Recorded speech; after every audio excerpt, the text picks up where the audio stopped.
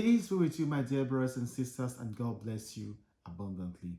So today we begin a new chapter, that is John chapter 5, and we'll be reading from the verses 1 to 18. It's a very popular story how Jesus Christ healed the lame man who has been sick at Bethsaida for 38 years. And there are two lessons that Christ wants us to learn today, is that we should depend on God and not on man, because this lame man depended on man for 38 years, but man failed him. And the second lesson that Christ wants us to learn today is that we need to be obedient to God, listening to what God says. Listen to what God says and don't listen to what some other person might say to you. Listen to God, because God knows what is best for you. After this, Jesus went to Jerusalem for the religious festival. Near the sheep gate in Jerusalem, there is a pool with 5 porches. In Hebrew, it's called Bethsaida. A large crowd of sick people were lying in the porches, the blind, the lame, and the paralyzed. A man was there who had been ill for 38 years. Jesus saw him lying there, and he knew that the man had been ill for such a long time. So he asked him, "Do you want to get well?" The man answered, "Sir, I have no one to put me in the pool. When the water is stirred up, while I'm trying to get in, someone else get there first." Jesus said to him, "Get up, pick up your mat and walk." Immediately the man got up, picked up his mat, and started walking. So when Jesus asked him, "Do you want to get well?" instead for the man to say yes, but the man said, "I have no one to put me in the pool," which means the man has been depending on men for a long time, but no one was helping. Not that the men was not present. They were there watching at him, but they don't care. The day this happened was a Sabbath, so the Jewish authorities told the man who had been healed, "This is a Sabbath, and it's against our law for you to carry your mat."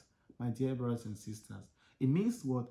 The Jewish authority, they always come there to watch and see. So they care more about religious practices, but they don't care about love and affection. My dear brothers and sisters, man will not give you the love that Christ is going to give you. Man will not care. But God, only God alone cares, because He's our creator. He is love, and He's going to give you love unexpectedly, and He will come to you. He answered, "The man who made me well told me to pick up my mat and walk." They all asked him, "Who is the man who told you to do this?"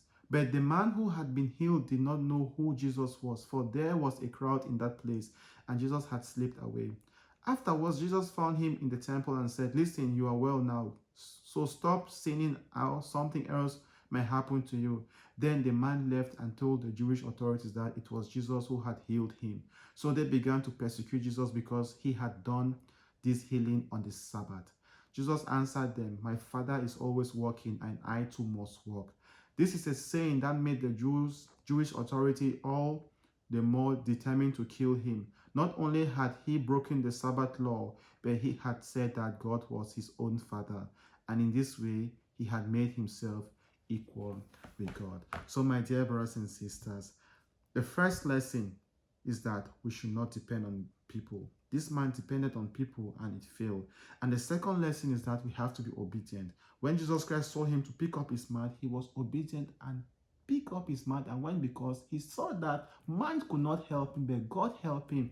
And he obeyed Christ and picked up his mat and went, even though the scribes and the Sadducees were there, the Jewish authority, claiming, holding on to religious practices rather than saving people's lives. My dear brothers and sisters, this is how some of us, we Christians, we are. This is how some of us, we religious people, we are.